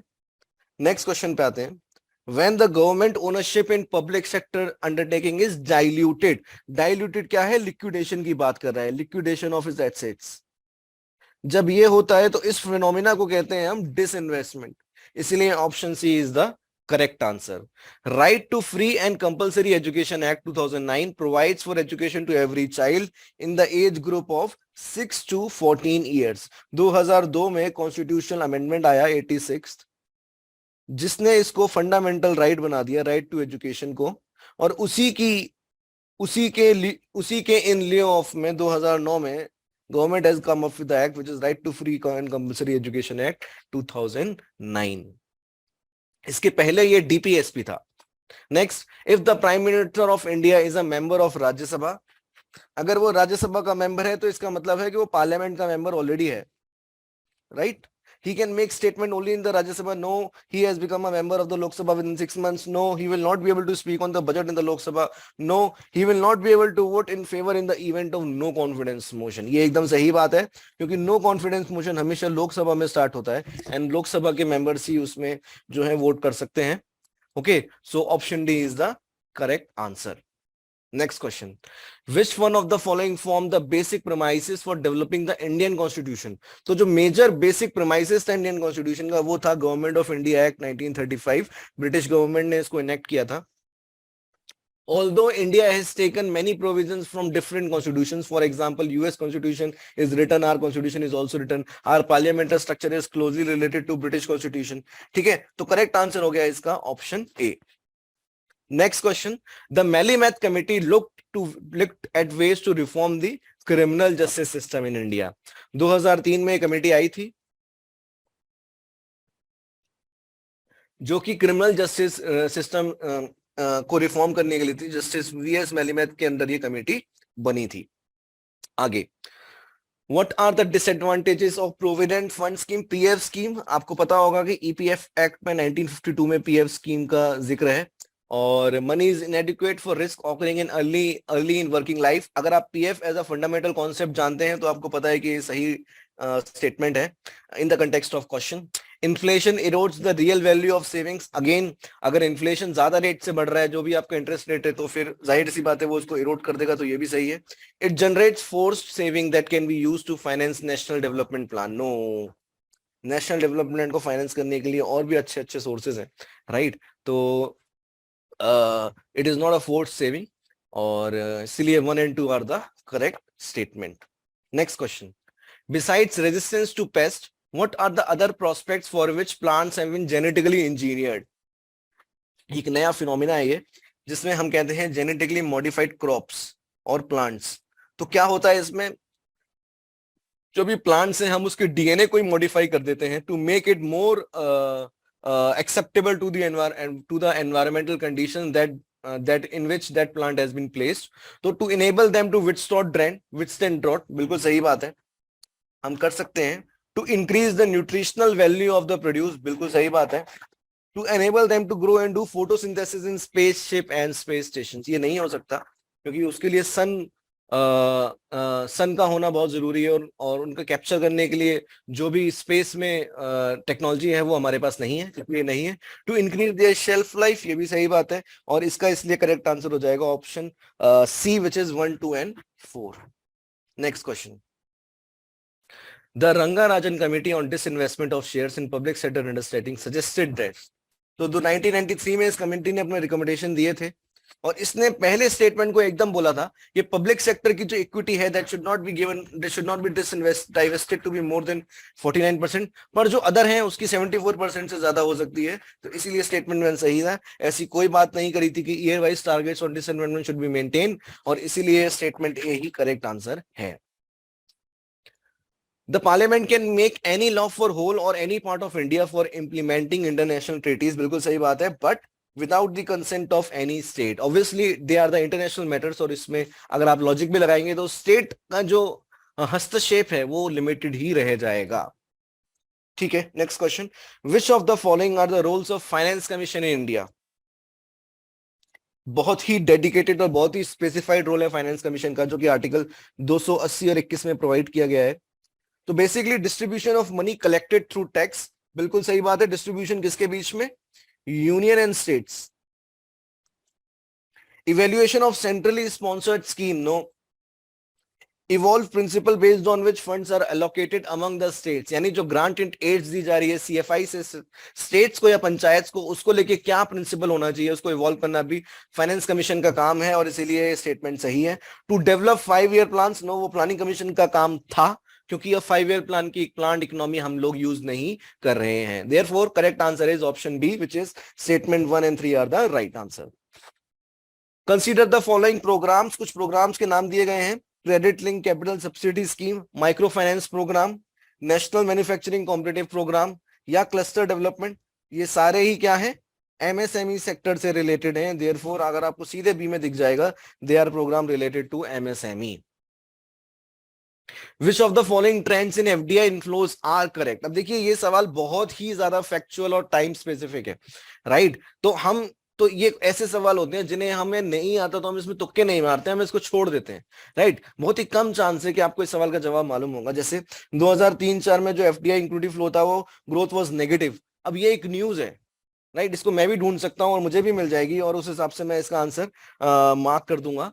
इसीलिए क्या कहते हैं, हालांकि for the sake of giving answers I will give the answer.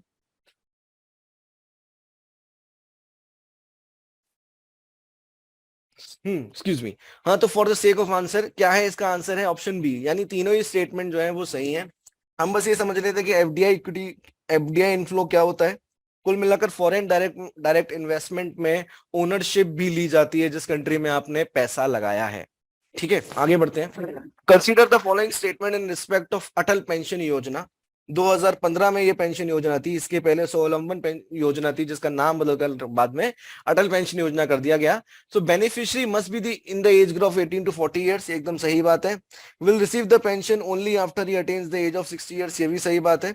After the death of a beneficiary his spouse continues to receive the pension, एकदम सही बात है। No nominee of the beneficiary is permitted, no, nominee आप appoint कर सकते हो जब both the person and the spouse have been deceased, उस केस में आप नॉमिनी को पैसा दे सकते हैं, इसलिए इसका करेक्ट आंसर हो जाएगा ऑप्शन सी।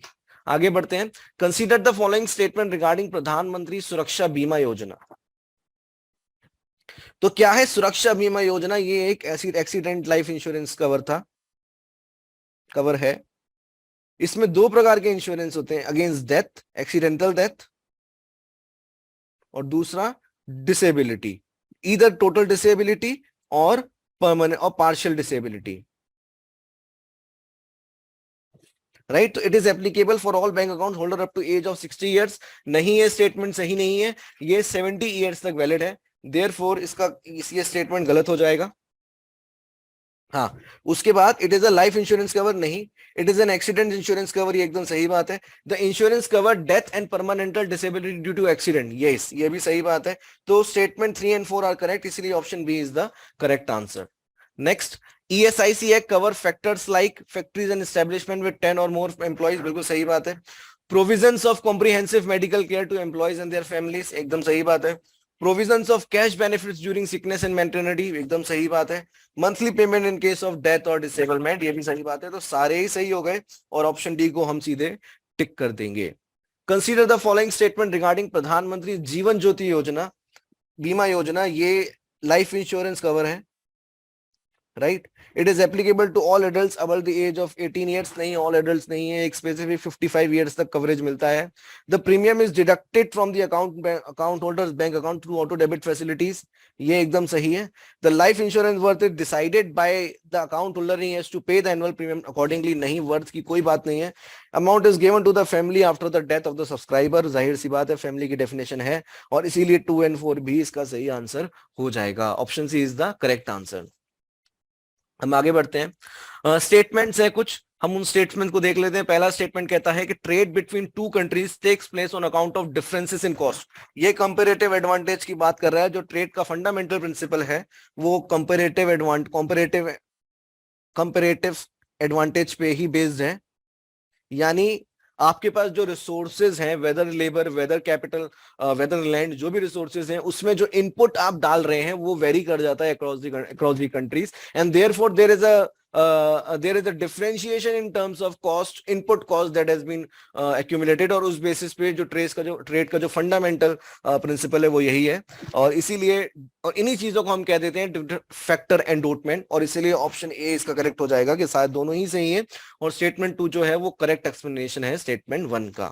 नेक्स्ट क्वेश्चन, फॉरेन इन्वेस्टमेंट में affect the countries export performance. बिल्कुल सही बात है, क्योंकि फॉरेन इन्वेस्टमेंट अगर बढ़ेगा तो कंट्री का जो करेंसी एप्रिसिएशन है वो भी हो जाएगा, और इससे एक्सपोर्ट का प्राइस भी बढ़ जाएगा. Right, inflows of foreign exchange में cause appreciation of local currency leading to a rise in the price of export commodities. एकदम ही सही एक्सप्लेन किया गया है. Both statements are correct and statement 2 is the correct explanation of statement 1. अगले question पे आते हैं. Speaker of the Lok Sabha appoints chairman of the public account committee. पहले तो ये पब्लिक अकाउंट कमेटी क्या होता है? फाइनेंस कमिटीज 3 होती हैं पार्लियामेंट के अंदर, एक पब्लिक अकाउंट कमेटी, एक एस्टिमेट कमेटी, और तीसरी आपकी पब्लिक अंडरटेकिंग के लिए कमेटी. राइट, ये सबसे ओल्डेस्ट है, 1921 में आई. इसमें 22 मेंबर्स होते हैं, 15 लोकसभा के और 7 आपके राज्यसभा के. इसीलिए आप स्टेटमेंट 2 देखोगे वो सीधे गलत हो जाएगा. इसका पर्पस क्या है? ऑडिटिंग, कैग की रिपोर्ट्स को एग्जामिन करना, और therefore statement 1 is true and statement 2 is false, और ऑप्शन सी पे हम इस पे टिक करके आ जाएंगे. Moving forward, the first question we have is, what is the indication of the sentence, I gave him a peace of mind? Well, honestly, this question seems a bit tricky, क्योंकि इसमें जो आपका एक phrase यहाँ पे use हो रहा है, that is peace of mind. So the peace of mind, आप इसको सुनते हैं तो आपके पास जो options है, जैसे appreciation है, warning है, greeting है, scolding, आप इसमें confuse होते हैं. Majorly आप 2 options में confuse होते हैं, that is greeting and appreciation, because peace of mind involved है. But ऐसा नहीं होता है यहाँ पे. The basic meaning of this idiom is scolding. And next, moving forward, we have, what is the meaning of expression blue blood? हमारे पास यहाँ पे options है, polluted industrial wastewater, sap of teak wood, an aristocrat, a costly object. So, आपने cold blood तो सुना होगा. वैसे blue blood का आपका basic मतलब ये होता है, ऐसे जो लोग होते हैं जो एरिस्टोक्रेटिक फैमिली को बिलोंग करते हैं, या फिर ऐसी फैमिलीज को बिलोंग करते हैं जो कि सोशल स्ट्रक्चर में थोड़ा हायर रैंक करती है. और उनका social structure as compare to other individuals ज्यादा होता है, तो उन लोगों को हम बोलते हैं they belong to a blue blood. तो इसलिए हमारा यहाँ पे ऑप्शन सी आता है। Next we have he was hoist by his own petard refers to. So basically अगर आप इसकी एक्चुअल हिस्ट्री में जाएंगे, आपको जाने की जरूरत तो नहीं शायद पड़े, बट अगर आप इसकी हिस्ट्री में जाएंगे, this line was first used in Hamlet, which is basically a play written by William Shakespeare. तो उसमें ये लाइन फर्स्ट टाइम यूज हुई थी। इसका बेसिक मतलब ये होता है कि जो इंसान दूसरों के लिए प्रॉब्लम्स क्रिएट करता है, वो कई बार उन प्रॉब्लम से खुद बहुत ज्यादा सफर कर लेता है। तो यहाँ पे हमारे पास जैसे ऑप्शन है, he had problems as a result of his own plans to hurt others, he was high up on the pole, he would usually run away from trouble, he was indifferent to his surroundings. So as usual, जैसे आपको मैंने इसका मतलब समझाया, इसका मतलब होगा आपका he had problems as a result of his own plans to hurt others. Next we have what is a ballad. Well, ballad की एक बहुत ही ब्रॉड डेफिनेशन हो सकती है, but to keep things very simple, short crisp stanzas में जब अगर आपको कोई पॉपुलर शॉर्ट स्टोरी, कोई फोक टेल छोटे छोटे वर्सेस में कन्वे करते हैं, तो उसे बैलेड बोलते हैं। तो इसीलिए यहाँ पे हमारे पास जो जो ऑप्शंस है, नॉवल नहीं हो सकता, और हिस्टोरिकल नरेशन जरूरी नहीं है, और पॉपुलर स्टोरी और folk tale in verse, musical comedy नहीं हो सकता है। तो यहाँ पे जो मोस्ट अप्रोप्रिएट ऑप्शन हमारी नीड के हिसाब से है, that is a popular story और फोक टेल इन वर्स।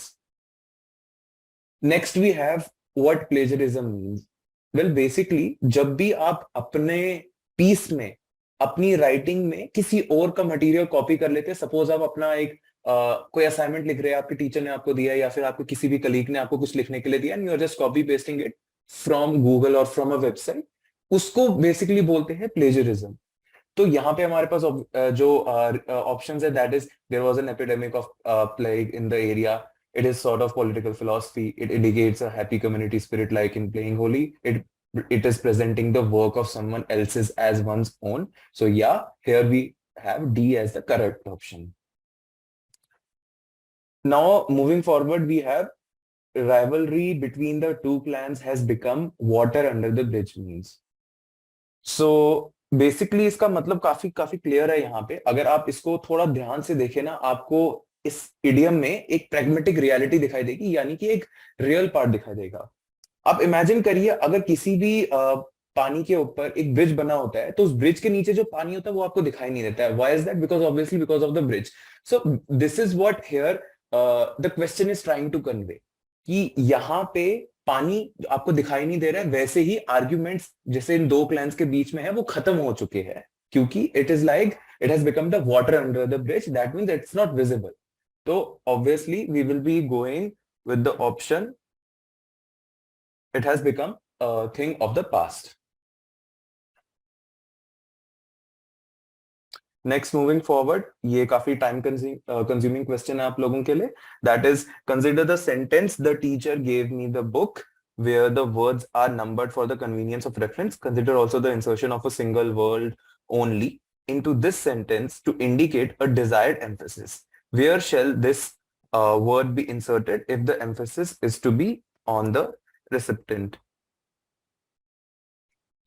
तो सबसे पहले अगर हम रेसिपिटेंट के ऊपर आते हैं, तो रेसिपिटेंट यानी कि हम, यानी कि जो हम टीचर से मांग रहे हैं।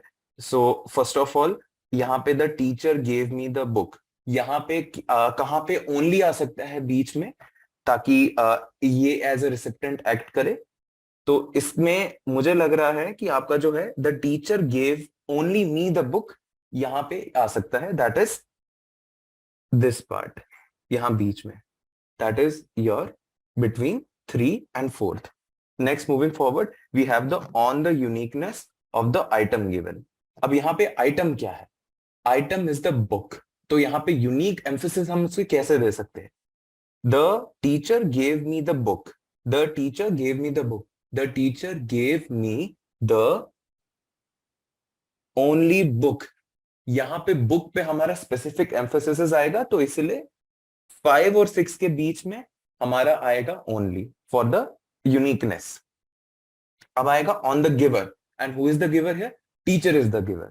तो यहां पे the teacher gave me the book, the teacher gave me the book, इसमें द और टीचर के बीच में जो आपका सेक्शन है यहां पे आएगा the only teacher gave me the book.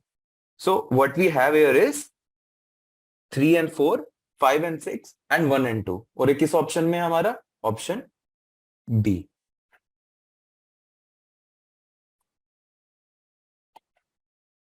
Next we have what is the meaning of term didactic.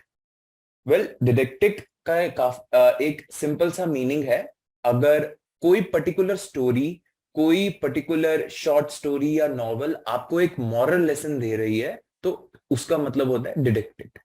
जैसे आपके बहुत सारे इंग्लिश, अगर आप में से बहुत सारे स्टूडेंट्स इंग्लिश लिटरेचर से है तो इंग्लिश लिटरेचर में ऐसी बहुत सारी स्टोरीज होती है जो ट्रेजेडीज या किसी पर्टिकुलर इंसिडेंट के ऊपर बेस्ड होती है, जिनका यहाँ पे सिनेरियो ये होता है to give didactic lessons. So यहाँ पे हमारे पास ऑप्शंस क्या आ गया है? A option intended to be inspirational, B option teaching a moral lesson, C option received as comical, D option sharing an informative experience. Just like I said, तो इसका आपका होगा option number B, teaching a moral lesson. Next we have is consider the statement the message of peace and brotherhood permeated the address by the chief guest. Which of the following is meant by permeate in this statement? तो यहाँ पे आपके पास options है to advocate, to spread all over, to anchor and stabilize, to leave a permanent impression. तो यहाँ पे जैसे कि हम इस सेंटेंस में देख सकते हैं, the message of peace and brotherhood was permeated the address by the chief guest. तो इसका बेसिक मतलब ये होता है परमिएट का, किसी इंफॉर्मेशन को लोगों तक पहुंचाना, उसे शेयर करना. तो यहाँ पे हमें वो ऑप्शन कहां पे दिखाई दे रहा है? तो the most appropriate option here is to spread all over.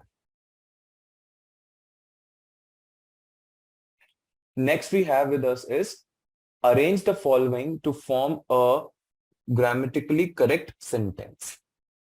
तो यहाँ पे हमारे पास बेसिक सेंटेंस है, Einstein was although a great scientist weak in arithmetic right from his school days. तो इसका करेक्ट ऑर्डर ऐसे रह सकता है, although a great scientist Einstein was weak in arithmetics right from his school days. So ये कैसे जा रहा है आपका? Although second, Einstein first, weak in arithmetic third, right from school days fourth. तो ये हमें लीव करता है ऑप्शन नंबर बी के साथ.